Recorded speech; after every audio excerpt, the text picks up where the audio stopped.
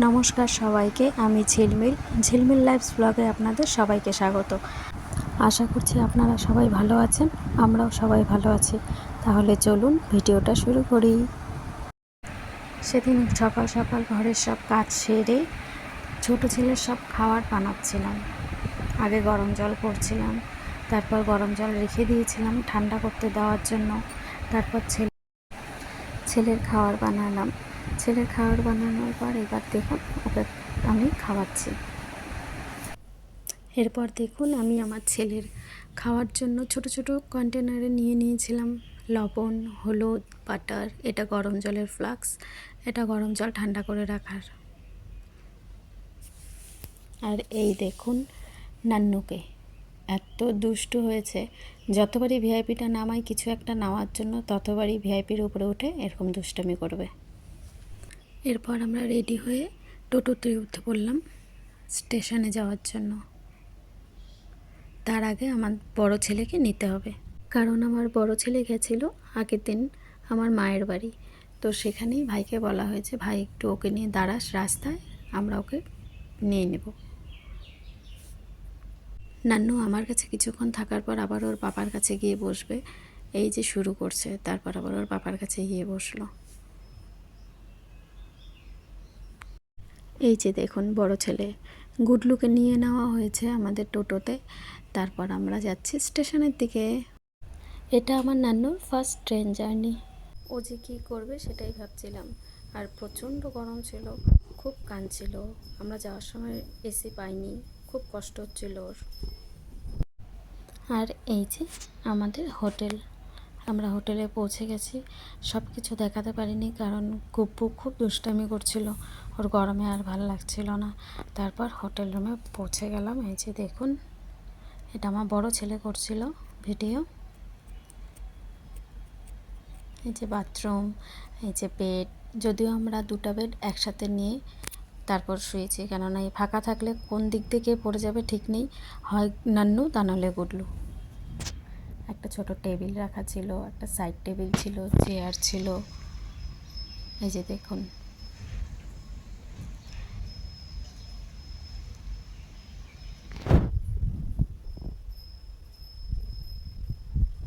ও আপনাদের বলাই হয়নি, আমরা এসেছিলাম কোচবিহার। আর কোচবিহারে আসার আগের দিন নান্নুর শরীরটা খুব খারাপ ছিল, মানে ও শুধু বমিই করে যাচ্ছিল। তার জন্য ওকে ওষুধ খাওয়াচ্ছিলাম। নান্নুকে খাওয়ানোর পর আমরা খাওয়ার অর্ডার করেছিলাম রুটি আর মিক্স ভেজ। সন্ধ্যার দিকে বাইরে প্রচণ্ড বৃষ্টি হচ্ছিল। আমাদের একটা জায়গায় যাওয়ার কথা ছিল, এক মাসি বাড়ি, কিন্তু কী করবো, এই বৃষ্টিতে আর যাওয়া হলো না। তারপর রুমে বসে আমি আর গুডলু চিকেন পকোড়া নিয়ে আসছিলাম, চিকেন পকোড়া খাচ্ছিলাম। আর চিকেন পকোড়া তো বান্টি খায় না, তাই আমরা দুজনই খাচ্ছিলাম। কি করব, যাওয়ার কথা ছিল আর যেতে পারলাম না। খাট দুটো একসাথে করে দেওয়ায় নান্নু সেই খুশি। ওইভাবেই শুধু একবার এই পাশে একবার ওই পাশে শুধু খেলে যাচ্ছিল। ও এইভাবে খেলছিল আর আমার ওর খাবার বানানোর টাইম হয়ে গেছিলো। আমি যেহেতু গরম কেটলি নিয়ে গেছিলাম, তো ওটাতেই নান্নুর খাবার বানাচ্ছিলাম। নান্নুর জন্য আমি চাল ডাল গুঁড়ো করে নিয়ে গেছিলাম, আর যেই ছোটো ছোটো কন্টেনারে হলুদ, লবণ, বাটার নিয়ে গেছিলাম, ওগুলো দিয়ে কেটলিতে তারপর ওর খাবার বানালাম। কিন্তু ব্যাড লাক, একদম ঠিকমতো হচ্ছিল না।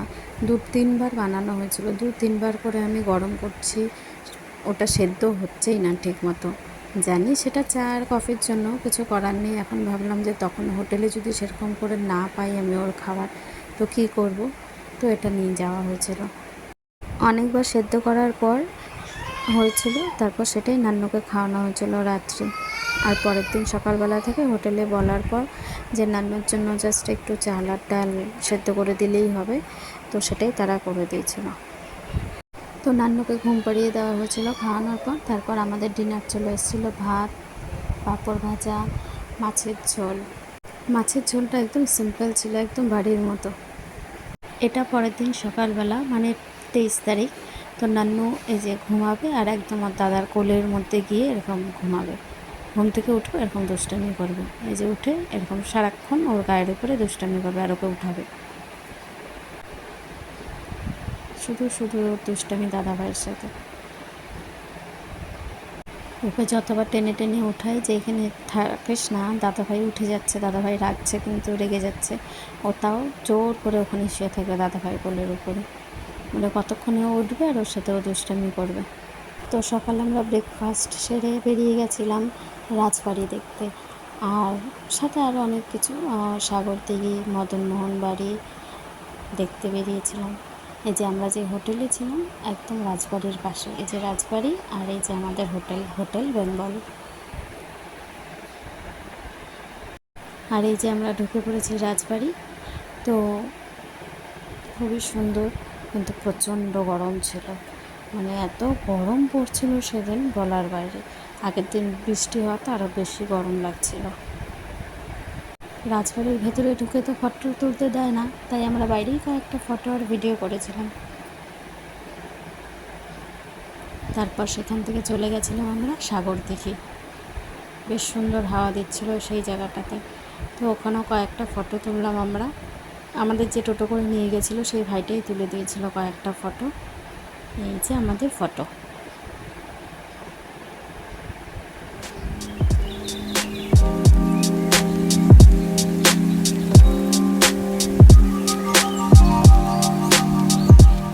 তারপর সেখান থেকে আমরা চলে গেছিলাম মদনমোহন বাড়ি। ওই ভেতরে দেখা যাচ্ছে একটা ছোট্ট দিঘি, এখানেও খুব সুন্দর হাওয়া দিচ্ছিল বেশ, সাথে একটু গরমও ছিল, একটু না বেশ ভালোই গরম ছিল। তো এখানে আমরা কয়েকটা ফটো তুললাম। গুডলু বলল গুডলুর ফটোগুলো গুডলু ওর ইউটিউব চ্যানেলে ছাড়বে। আমি বললাম ওকে। এই যে গুডলু ভাইকে নিয়ে নমস্কার করাচ্ছিল ঠাকুরকে। ওখান থেকে আসার পর গুডলু আর বান্টি একটা কাজে গেছিলো, তারপর আমি আর নান্নু ঘুমিয়ে পড়েছিলাম হোটেলে। তারপর সন্ধ্যার দিকে গেছিলাম আমরা গোপাল ক্যাবিন, সেখানে খাওয়া দাওয়া করতে, কেননা দুপুরে আমাদের লাঞ্চ হয়নি। তো সেখানে আমরা নিয়েছিলাম ভাত, ডাল, সবজি, তারপর 2 রকম মাছ ছিল। বান্টি নিয়েছিল চিংড়ি, আমি নিয়েছিলাম পাবদা। খুবই ভালো মাসি মেশোর ব্যবহার, সেটা আসলে ছিল বান্টির এক বন্ধুর মাসি বাড়ি, কিন্তু এত সুন্দর ব্যবহার আমার মনেই হচ্ছিল না যে আমি প্রথম গেছি। তো সেখানে মাসি দই, মিষ্টি, চা, বিস্কুট সব দিয়েছিল। পরে আবার বলেছিল রাত্রে ওখান থেকে খাওয়া দাওয়া করে যেতে। তো এখানেই খাওয়া দাওয়া করে আর পেটে জায়গা ছিল না, তারপর ওখান থেকে সোজা চলে গেছিলাম হোটেল। এটা হলো তার পরের দিন সকালের ভিডিও, যখন নান্নু ঘুমাচ্ছে। আর এখানে নান্নু আর গুডলু ঘুমাচ্ছিল, তাই আমি আর বান্টি ব্রেকফাস্ট করছিলাম। এই যে নান্নু আবার ঘুম থেকে উঠে দাদাভাইয়ের গায়ের উপরে শুয়ে পড়েছে, এখন দাদাভাইকে ওঠানোর চেষ্টা করছে। ও ভাবছে দাদাভাই ওর সাথে টুকি টুকি করছে, যে খুব খুশি ও ভাবছে দাদাভাই ওর সাথে টুকি টুকি করছে। মামাই মামাই সে হ্যালো।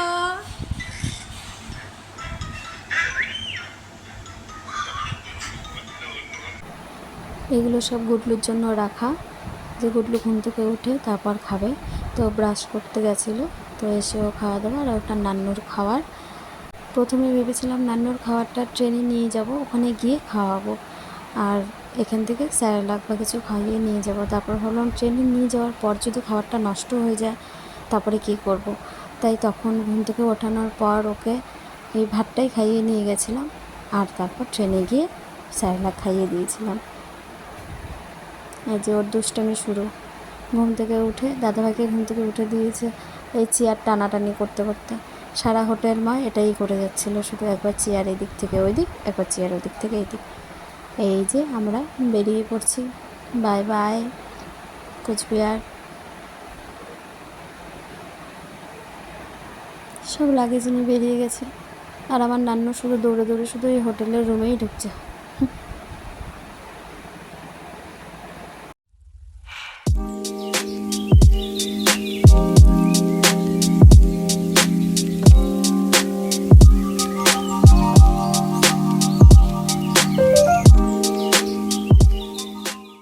By bye Cooch Behar. খুবই ভালো লাগছিল এখানে এসে রাজবাড়ি দেখে। এটা আমার ফার্স্ট ভিজিট ছিল। এই দিঘিটাতে ভর্তি পদ্ম, সাদা পদ্ম, এত ভালো লাগছিল দেখতে, তাই একটু ভিডিও করেছিলাম। তারপর আমরা ট্রেনে উঠে পড়লাম। আমরা স্টেশনে চলে এসেছি, দাঁড়িয়ে আছি ট্রেনের জন্য।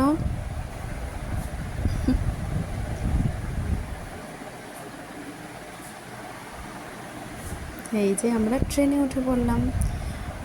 নান্নু আজকে যাওয়ার সময় একদম কান্নাকাটি করেনি, মানে আমরা যখন শিলিগুড়িতে আসছিলাম একদম কান্নাকাটি করেনি, কারণ এসিতে ছিলাম। নান্নুর প্রবলেম হয়নি, যাওয়ার দিন ভীষণ প্রবলেম হচ্ছিল গরমে, আর সারা ট্রেন বান্টি কোলে নিয়েই ছিল, সারা ট্রেন।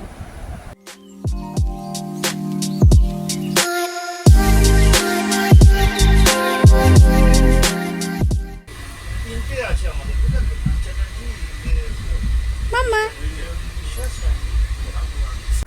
নান্নু দাদাভাইকে ওপরে বসতে দেখে এখন ও ওপরে বসবে। তারপর নান্নুকে দাদাভাইয়ের কাছে দেওয়া হলো, ও আর নামবে না, ওর পাপা নিতে গেছে, ও আর নামবে না। তারপর এই সময় মা ফোন করলো, মা বলল বাড়িতে আয়, বাড়িতে এসে খাওয়া দাওয়া করে তারপর না হয় যাস। তো বান্টি বললো ঠিক আছে চলো তাহলে বাড়িতে গিয়ে খাওয়া দাওয়া করি, কেননা আবার ওখানে যাওয়া, বাড়িতে গিয়ে রান্না করতে হবে, তারপর আমার অফিসে যেতে হবে, বহুত দেরি হয়ে যাবে।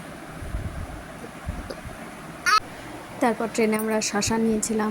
তারপর নান্নু ঘুমের জন্য কাঁদছিল, এবারে যে বান্টি ঘুম পাড়াচ্ছে, আর ওরই ডিউটি সবসময় ঘুম পাড়ানোর।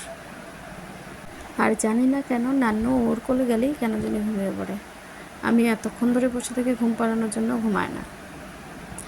তারপর নান্নু ঘুম থেকে উঠে কাঁদছিল, ওর খিদে পেয়েছে, তারপর ওকে খাওয়ানো হলো ট্রেনের মধ্যে বসে। আর কিছুক্ষণ জাস্ট জার্নি ছিল, তারপরে আমরা নেমে গেছিলাম। এই যে নেমে এখন আমরা যাচ্ছি মার বাড়ি।